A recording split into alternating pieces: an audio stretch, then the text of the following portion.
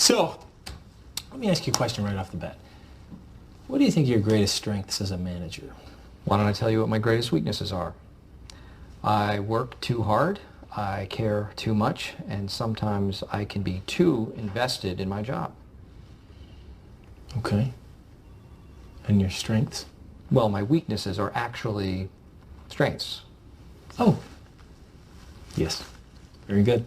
There you go. Very good. If you have ever prepared for an interview, you are familiar with the question, what is your greatest weakness?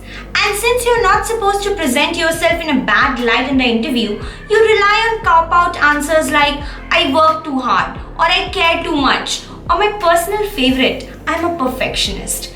The strive for perfection has been regarded with great reverence, something that should be worn like a badge of pride. But if you really look at it, being too much of a perfectionist is actually a weakness. I know this because all these years I have been way too concerned about perfection in anything that I do. And on more than one occasion, I have found and experienced drawbacks to perfectionism.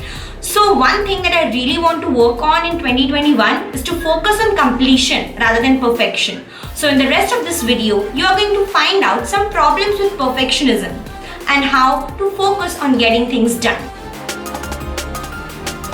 There's this story in the book Art and Fear by David Bales and Ted Orland, and it goes something like, there once was a ceramic teacher who asked his students to make pots, and in order to grade the students, he divided the class into two groups.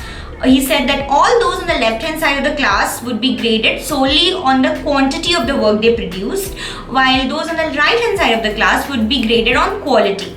So the left hand group produced as many pots as they could, while the right hand group focused on perfecting a single pot. When the result day came and the time came to judge the pots, the teacher found that the works of highest quality were all from the left group, because this group was busy churning out piles of works and learning from their mistake.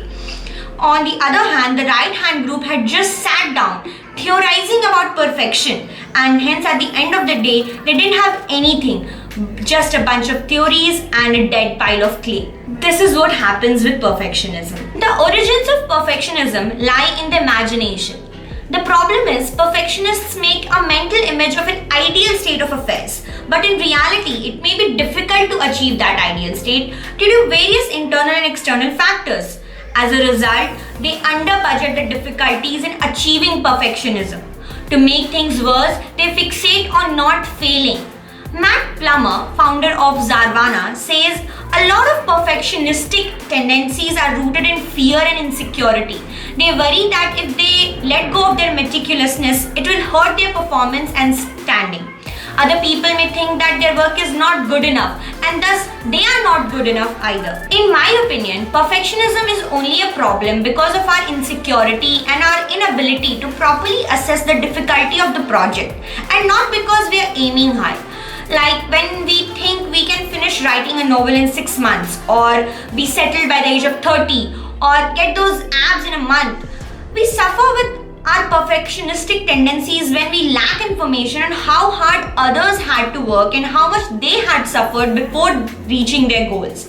So the goal should not be to get things done perfectly. The goal should be to get things done.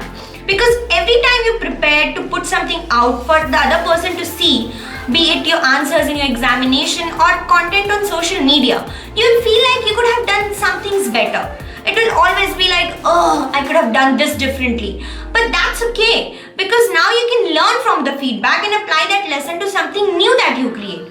Rather than sitting with the same problem and limiting yourself, you are moving on and working on new things. So the question now is, how can we manage our perfectionism and focus on being a completionist? The aim is to take some of the pressure off yourself and to rechannel your strength rather than settling for a lower goal. The first thing is to see the big picture. Learn to recognize the point of diminishing returns when you are aiming to complete a task perfectly. Sometimes just getting things done is a worthy goal. A good rule of thumb is the 80-20 rule. This rule states that 80% of the results often come from just 20% of the efforts. So it's important to recognize the opportunity cost and time of your behavior. Ask yourself, am I using my time wisely? Am I being productive? You can spend an extra 3 hours making a presentation perfect, But does that improve the impact for the client or your organization? As you shift your mindset, you may be less perfect about some things, but then you can concentrate on what's more important. Next, as a natural continuation of the previous point, adjust your standards. And the best way to start calibrating your standards is to have conversations with people and ask them, what do you really expect of me?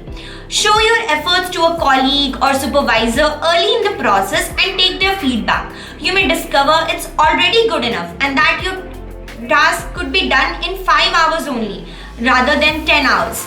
And most importantly, understand that you cannot be totally perfect because there's no quantitative way to measure perfection. And no matter how much time you spend on one piece of work, there will always be something that could be improved. Finally, break the cycle of rumination. Perfectionists have a proclivity to ruminate, repetitively mulling over a thought or problem without ever coming to a resolution.